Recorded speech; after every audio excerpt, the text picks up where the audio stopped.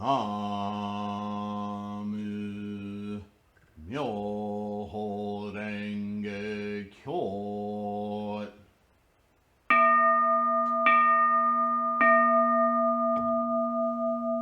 NaMuMyoHoRenGeKyo. NaMuMyoHoRenGeKyo. NaMuMyoHoRenGeKyo. Welcome, everyone. Hope that wasn't too loud. Had to move the mic. Great responses on recent videos. A lot of stories of successes and breakthroughs, and that makes me so happy to see you guys enjoying the fruits of your practice. We can't ask for any more. That's actual proof in daily life that our practice of chanting NaMuMyoHoRenGeKyo, awakening, invoking our Buddha nature, is expanding our horizons, our opportunities, our understandings of our potential and our potential mirrored in our environment. In a nutshell, that's why we're practicing. But as I indicated in the last, I think the last talk, the last video, which was about how Buddhism works in our lives, Scott, one of our Sangha, brought up a question that's quite prescient. It doesn't take much looking around in our lives to see how much struggle, misery, difficulties exist for a great many people in our societies. No matter how well off or not so well off or struggling you and I are, there's always somebody who's going to be far more successful in some ways than we are. And conversely, there's always going to be quite a population of people for whom life is truly, almost, if not actually, a struggle for survival, for life itself. Obviously, we can get into a great discussion of karma from this. We can get into a great discussion of politics, societal rights and wrongs, economic systems, from capitalism to socialism to different mixes of democratic socialism. Democracy isn't really a political system. It's an ideology, a way of thinking, which is imposed on or as a lens or a methodology around the practice of governance. So governments have different names, right? Some would point, for instance, in the United States that we live in a republic. But all a republic is an assemblage of like-minded people or citizenry, right? It doesn't really describe a political system. We can get into the way people's fortunes vary and how some people got themselves into very dire circumstances. And we can point to people who are successful and credit them all with their success. But Buddhism sees things on a much more structural level, a much more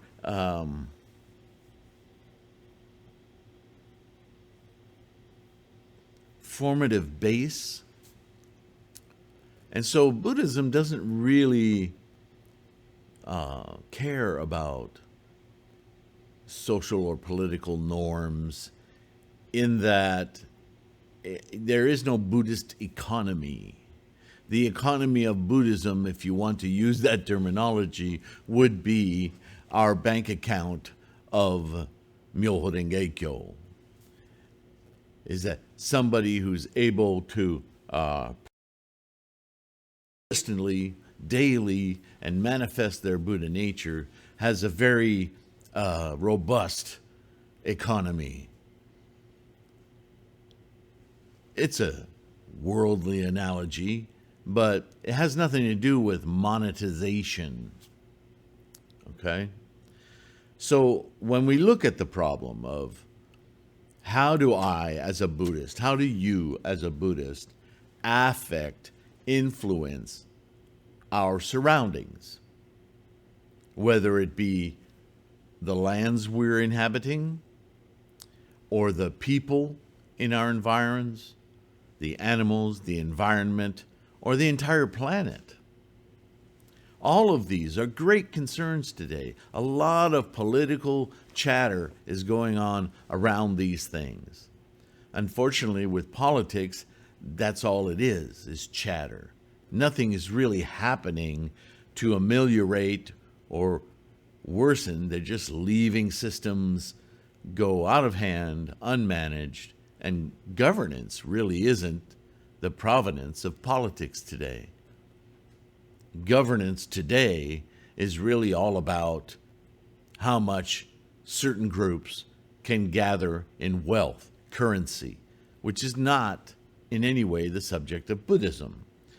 So, I think I had a lively talk with you about how Buddhism works in our personal lives, but as we know from Buddhism, our personal life is not a separate entity from our individual environments. So certainly, as I often say, we're influenced by our environment and we influence it in return. So what's the other side of this equation? How does Buddhism function to assist, help, ameliorate the lives around us? Certainly, this was the motivation of Shakyamuni when he was still a prince as Siddhartha Gautama. He was inspired, if you will, he felt exigency when he saw all the misery around him in other quarters of India and other castes and so on and so forth, that there must be a way to live life that could ameliorate everybody's, all beings' lives. And of course, the primary practice is for those lives to ameliorate themselves. There must be a way for us to live which directly ameliorates, improves, expands, solidifies, creates security in mind and in body for our lives. So, Buddhism. But that's not to say that it's a separate thing from our environment. So, there's several ways to approach this. First and foremost is to awaken our own Buddha nature. We cannot function in any regard in our environment without first functioning within ourselves. Because, as we say in Gangyo, in the meditations, this environment is a reflection of mine. It's a reflection and a creation of my own mind. And therefore, to ameliorate my environs is primarily to ameliorate myself. So, that's not a new take. And it's not specifically Nichiren, and it's not even specifically Lotus Sutra. It is a common refrain. Religious organizations apply themselves through finance, through economy, through dollars. They collect dollars from their membership, and they use a portion of their revenue from those dollars and investments and so on and so forth. It's been often said that Italy's entire economy is in the Vatican. Not to debate those issues, but most religions throw money at the problem. However, to house a person temporarily for a night or two, or to provide them just basic foodstuffs, doesn't change their situation. It's a very temporary Band-Aid, and it helps for the moment. For the same reason that old adage is, if you teach a person to fish, you can feed them a fish and assuage their hunger for a day, but if you teach them how to fish for themselves, you feed them for a lifetime. Okay, that's kind of romantic, and it has some logic to it. But we don't live in those simple times anymore. And there's a lot of mental health issues throughout society, not just at that homelessness or desperation level. Many people live in their cars looking for jobs and pull themselves out of poverty in whatever way they're capable. Having a car is quite a leg up. But that doesn't mean that everybody has the same opportunities, nor is that an imperative. So how do we, if we really feel compassion towards people, and it doesn't have to be a homeless person, it could be somebody struggling after divorce, a single parent, or a child, a foster child who's not fostered. There's so many ways we can look through all aspects of society, which we're a member, and find people struggling, isn't there? So, what's the answer? How does Buddhism, or how can Buddhism be applied to solve these problems at all ends and in-betweens of the spectrum? Because just as desperate as the problem is of homeless people living in cardboard boxes is our absolutely dysfunctional government. The avarice, the greed, the manipulations, the world of anger, and the outright stupidity that goes on in the halls of government in all countries, the corruption, the self-serving manipulation of the economy.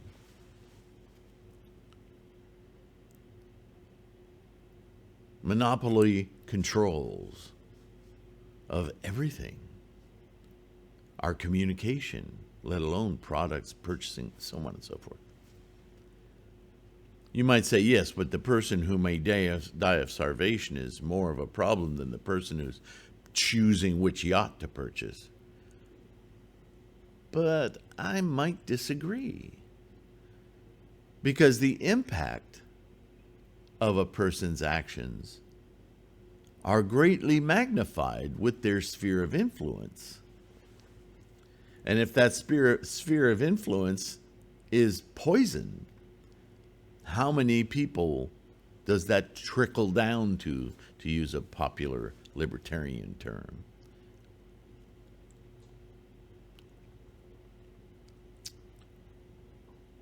So I want to point to a couple of examples in Buddhism that can give us a clue as to how our practice might be inclusive of adjusting these, some horrific, some completely out of whack, some absolutely self-serving issues of our societies in the world and our planet. Because that's part of our society too, isn't it? If we don't have a planet to live on, oh well. So, I don't want to get maudlin here. I was born Catholic, old school Catholic, French Canadian. And there's a strong current inculcated in the culture about helping sick people, helping downtrodden people, helping the mentally ill. It's how to help. How efficient can Buddhism be at creating solutions for these human problems at every level? Again, first starts with the self. If you're not strong in conviction and you don't understand the power that you have to manifest fully the potential of your life, then you're going to have that same lower amount of conviction and capacity in your outward influence in the world. So please, please, please focus on your practice first. With that, you'll be able to make better decisions. You'll be able to understand the problem much more broadly. You'll be able to see solutions that you earlier could not, right? That was our discussion in the video that I did on Buddhism in our lives. Remember the supermarket? When there are endless aisles of choices, suddenly you're no longer bound by a certain limitation. You can expand your horizon of options, and therefore education, application, influence, right? So it starts with the self, absolutely. Now, Nichiren faced this problem, and this is why when I did those over 300 videos on the Gosho, and I want to do some more of different translations, different publications, just to reinvest time in those writings by different translators and still see the same core knowledge. But I suppose repetition, even though it comes through a different avenue of the basics of Buddhism, is valuable. All of us get our insights from slightly different understandings at different times. So yes, I will go back into the Gosho, and I may even go back into the Lotus Sutra. But please, if you're looking for something to study next, and you're just starting out, use the playlists on this channel and go look at the Lotus Lectures, which is the entire Threefold Lotus teachings. And I read them word for word from beginning to end, each chapter of the innumerable meanings and the closing sutra and every word in between, inserting my commentary and my analysis as I go through them. So we can read the Lotus Sutra together, get your own copy, make notes,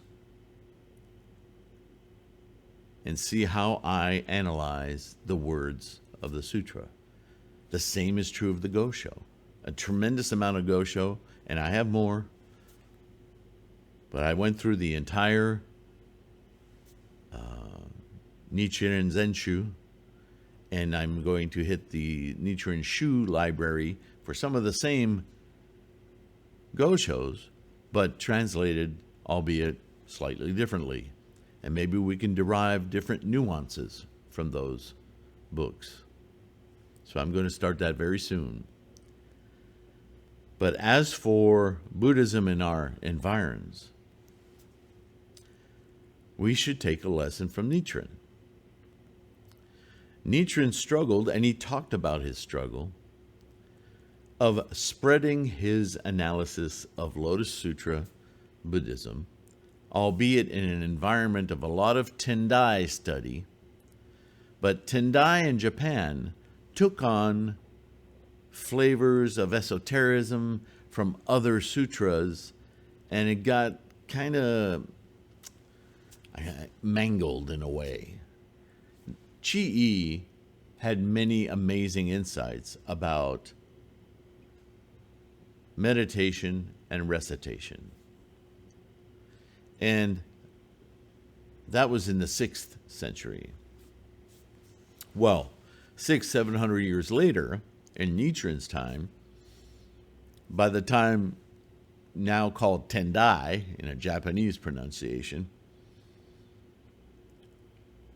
Dengyo really sifted out all of these other penetrations of Mahavajrana and Dogen and all of these others, trying to get rid of the essential practice and putting in everything from hand positions and mantras to Pure Land and all of these other schools during Nichiren's time. They were all variations on Tendai, Japanese Tendai Buddhism.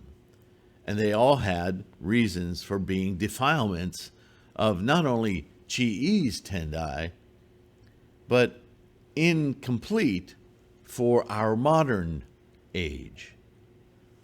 So Nichiren is a figure in history who's yet another scholar, a bodhisattva, who identified with the Bodhisattva Jogyo's mission, saw that alive in his life, mostly after he was exiled a couple of times. He could see graphically how his life was speaking right out of the pages of the Lotus Sutra.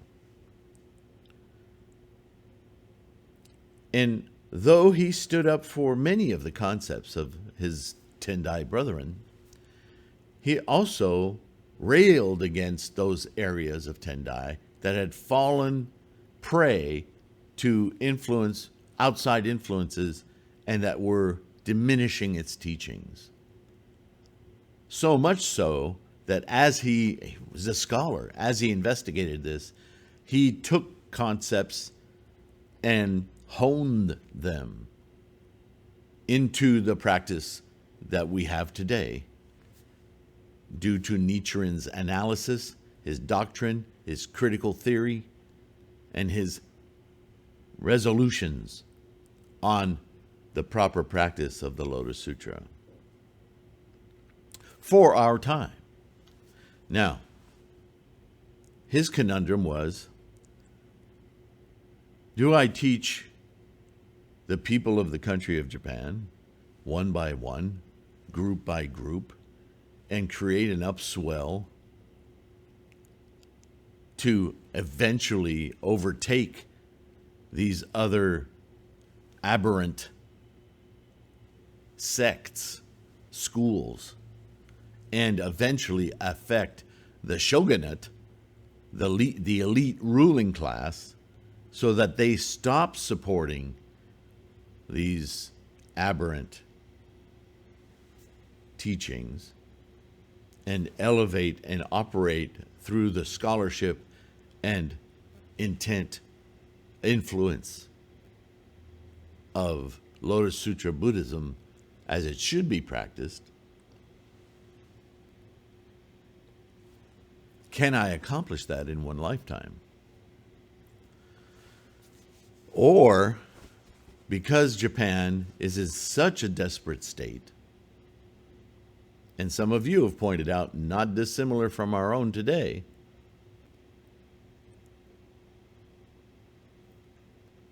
in many ways, should I instead go directly to the top? Because if I can change the elite and get them practicing correctly, thinking correctly, applying Lotus Sutra Buddhist practice to their daily affairs, then not only will things run better and more logically, but the mass population, because they're accustomed to authoritarian rule, will simply fall in line. There won't be a lot of resistance. And if you look at the world today,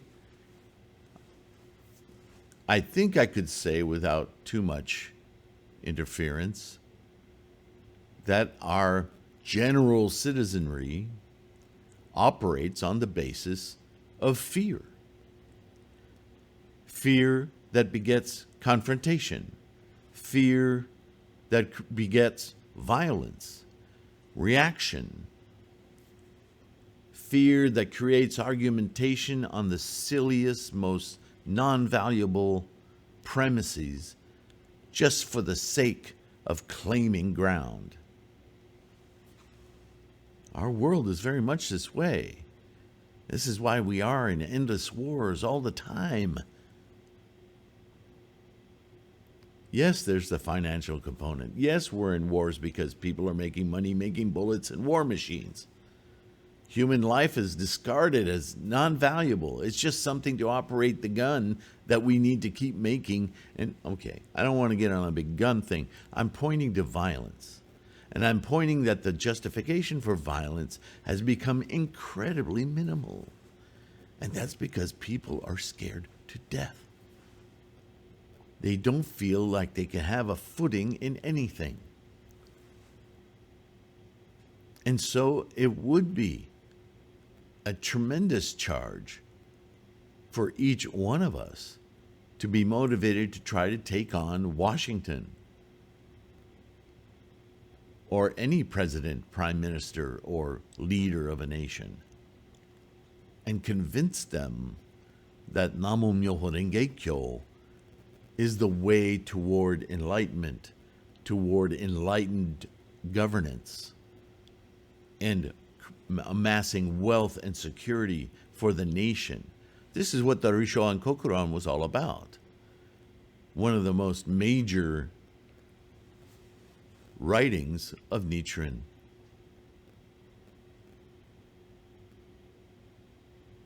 But then he got exiled for it. The leading class said, man, you're too much work. Get this guy out of here. And they exiled him. That was quite a blow. And so Nichiren, certainly not willing to stop, redoubled his efforts. And you could see in his writings these amazing insights he received, writing candidly about, look at the way I'm being treated. Look at what the government is doing, not from an egotistical standpoint, but from a mission standpoint, from a position of, I'm trying to clarify the dignity and the scholarship of Shakyamuni's Lotus Sutra. And yeah, I'm calling out the posers, the emperor's new clothes, and these other groups that are misleading. And I'm actually saying that because they're misleading people, the nation is going down the toilet.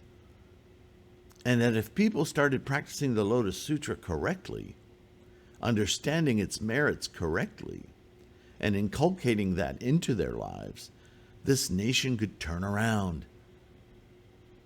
We wouldn't be invaded by foreigners. We would become more stable. Wealth would become more distributed. People's dignity would come first. But because he was rebuked, he didn't stop. He redoubled his effort, saw his position in history, and said, I must transfer this to other teachers, his inner circle, so that they could multiply my effort out to the people. My only recourse now is to reach the people that they could save themselves. Save being from misery and incorrect teachings. And that hopefully we could spread this fast enough that it could start to bubble up and change the minds of rulers, elites, and eventually the ruling class. It's the long way around, but that's all he had available to him. And we are facing the same challenge today. So on the one hand, the way I want to wrap this up so it can be useful for you, first and foremost, perfect your practice. Chant with deep, abiding resolve in your invocation of Buddha in your life. Watch your life change. take note of the obstacles. Remember when you're in the obstacle of the tremendous leaps you've made in the past, because we take it for granted real fast. When something good happens, we just go with it. And we tend to forget how it was before the good thing happened. Work on enunciation, work on correct recitation, work on chanting for more time to relax and perform your practice. Read, study, share. And when something good happens in your life, share it. Let people know. Man, I did a Daimoku challenge for myself. I had to change my life. And a week later, this and this and this happened. It's amazing. Anyway, I'll talk to you later. Anytime you want to chant together, let me know. Don't belabor the point. Just make sure people are watching your success, wherever your starting point. And if you run into trouble, focus on getting out of it with your practice rather than running around complaining to everyone, because that doesn't produce any results other than turning people away from your practice. That's not what you want to do. I know it's easy to do. But if you have to complain to some senior of the practice, that they might be able to give you some advice, especially if they know you personally, because they know you. Or maybe it's better if they don't. You'll get clear experience speaking to you. So this much you know, right? We've talked about this ad nauseum. Over and over again, I should say. Stop saying the ad nauseum thing, because it's not nauseous. It's amazing.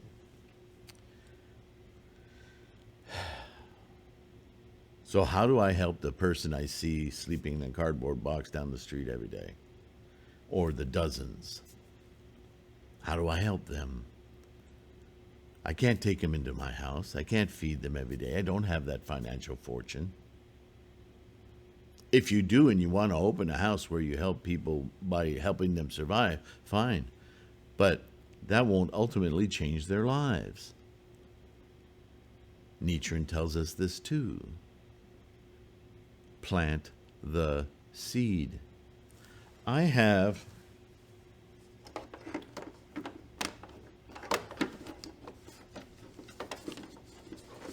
come here. Gosh. I made a bookmark years ago. It has my website on it and Patreon on it. I should have this.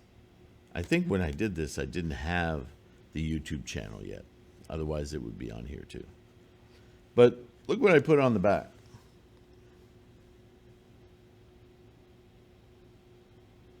Can you read that? It won't focus.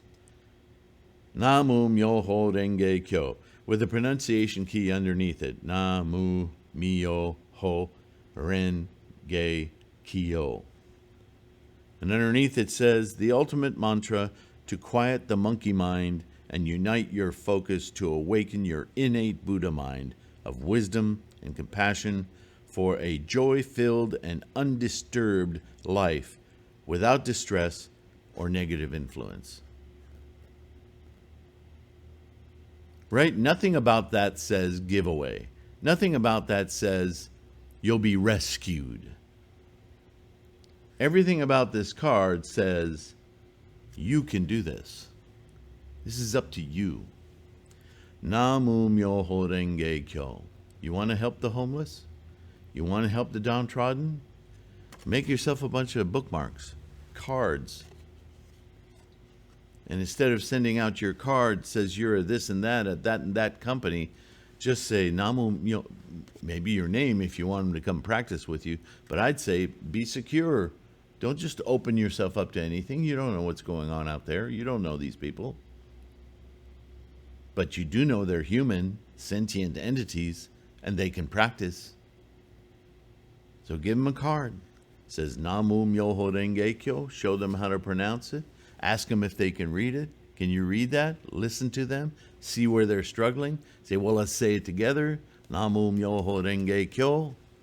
You see what it means there? Can you read that? Yeah.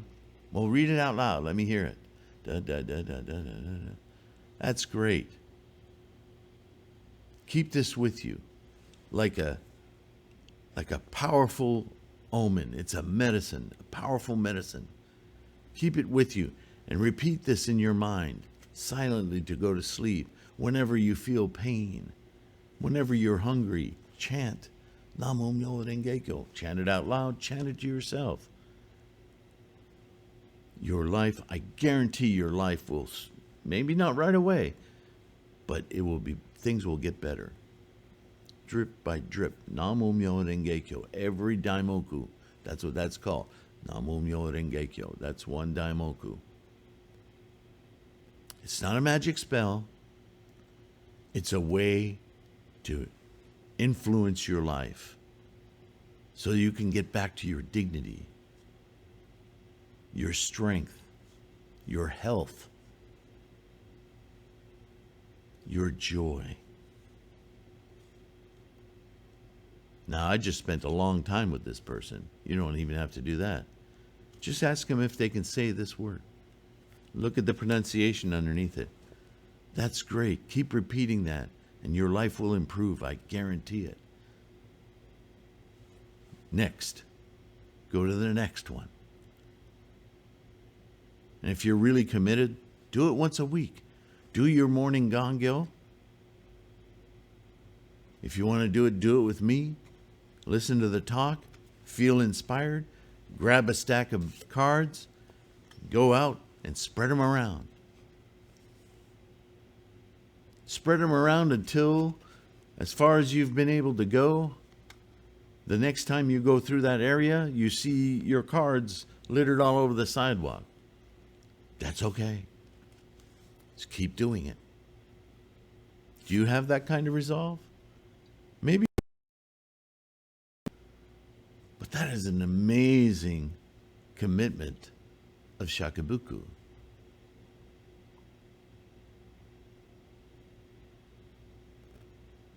Their lives will change. Their lives will change within the parameters that they have.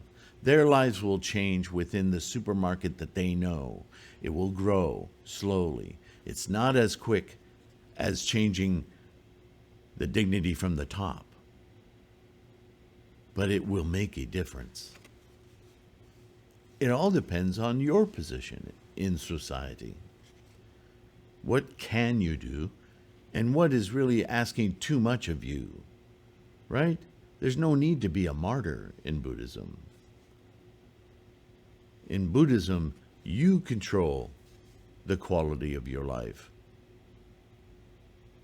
You control your joy, your comfort, your discomfort, and your benevolence.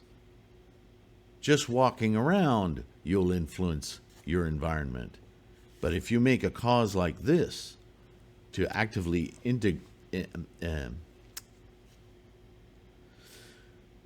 plant the seed, it will occur. We've read recently from Sutra that just to say it once is like reciting the entire sutra. Get the ball rolling. As that kind of human revolution from making that kind of a cause may produce some scary things in your life that need to clear out of the way before amazing opportunity comes in. Don't be afraid of it. Don't lose confidence because things are rattling about. They're rattling about because you're about to make a huge leap in your life condition. And maybe that life condition takes you to a different locale where there is no homelessness, say. And that's a benefit. Or maybe it provides you with the wherewithal and the ability to have, I don't know, maybe some distant relative bequeaths you an old warehouse. You didn't even know who they were. And you have this warehouse, and it's a half mile from the main area of homelessness in town. And Maybe you'll have the fortune to set up a care home there, not a religious affiliation. Certainly, it could have the banner of Buddhism over it, and everyone who goes in there and eats or gets a night's sleep and some shelter gets given a card. And maybe on Sundays, instead of doing your gongyo at home, you go to that facility and you have a small protected altar and you perform gongyo with some speakers. And they can all mill around or pay attention, see what happens. I don't know what your fortune is, nor do you. But any help that will come for the government or the individual homeless person will come through your practice. I guarantee it. Shakyamuni guarantees it. Nichiren guarantees it. Tendai guarantees it, although not in the same way as Nichiren does. Nichiren is our leader, our visionary, our teacher. So let's emulate him. Yeah? So everything starts with your practice. Everything emanates from there.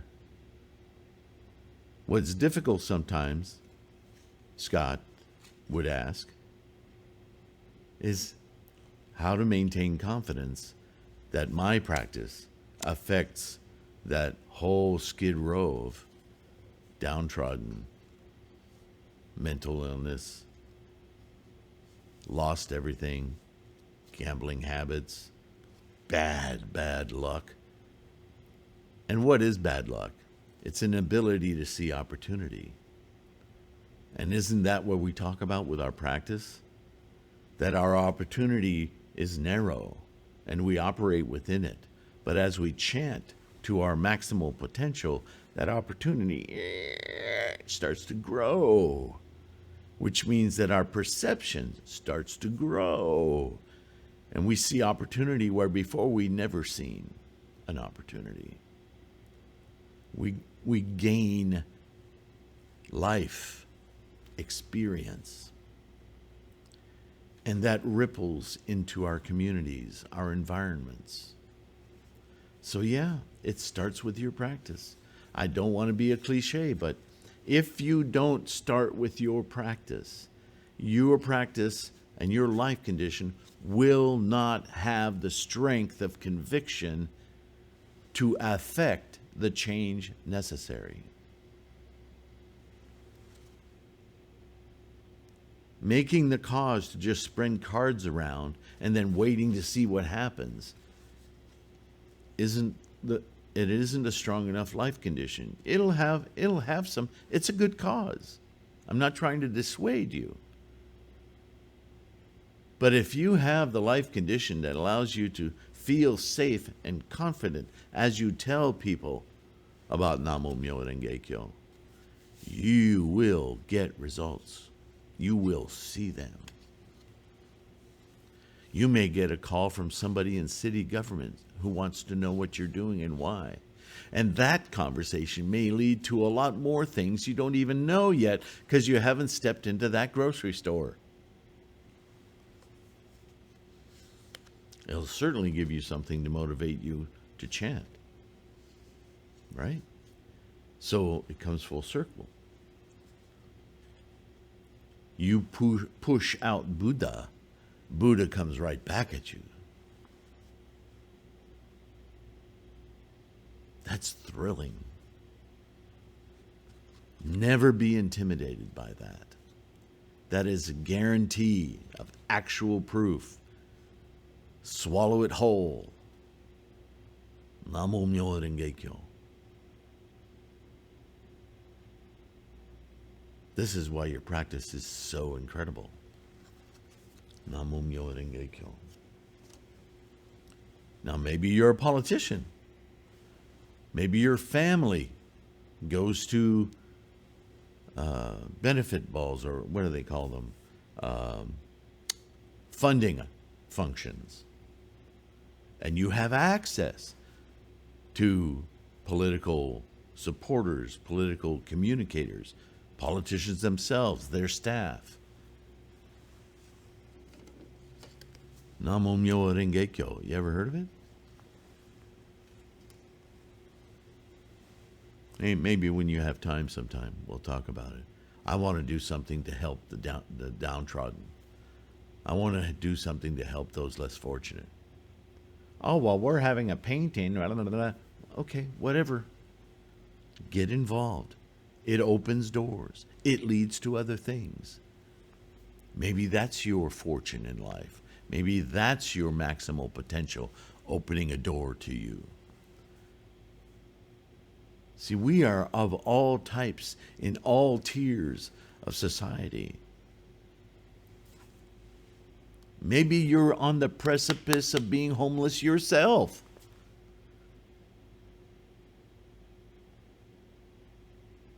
Maybe that's going to open your opportunities to do something beyond just your self, but your greater universal self.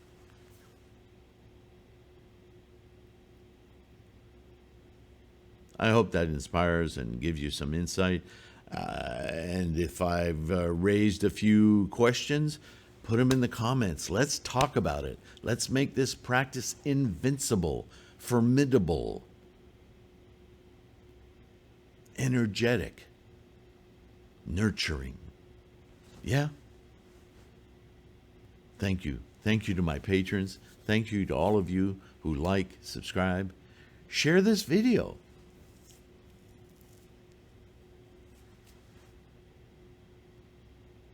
You guys are awesome. I respect your practice ultimately, and I'm proud of it because I know this takes effort, but the rewards. Take care of your health. Be kind to yourself and others, of course. And I'll see you in the next one. Bye for now.